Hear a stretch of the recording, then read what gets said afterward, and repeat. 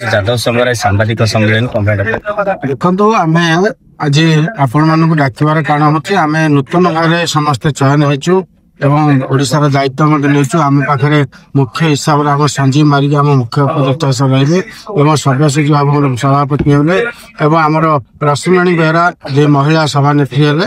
ଆମ ସହିତ ମିଶିକି ମୁଖ୍ୟ ଉଦ୍ଦେଶ୍ୟ ହଉଛି ଏଇ ଯୋଉ ଆମ ଯାଦବର ମା ଭଉଣୀ ମାନେ ଏବଂ ଯୁବକ ମାନେ ସମସ୍ତଙ୍କ ଯୋଉ ସବୁ ବର୍ଗର ଲୋକମାନେ ଅବହେଳିତ ରହୁଛନ୍ତି ଆମେ ସଚେତନ କରିବୁ ଏବଂ ସଚେତନ ଅଛନ୍ତି।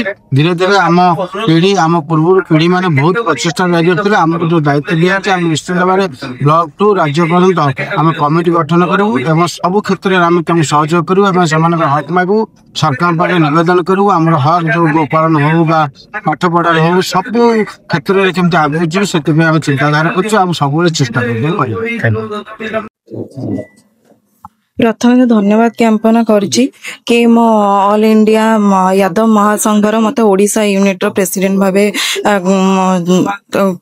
करिथिबारु।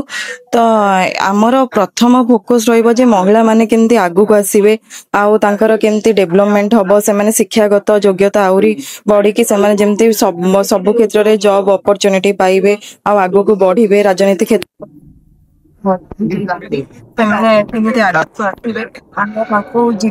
टीम गठन गोटे करूँ जमती समस्त जिला स्तर रे जिला स्तर रे ब्लॉक स्तर रे पंचायत स्तर रे सब स्तर रे आगे गोटे टीम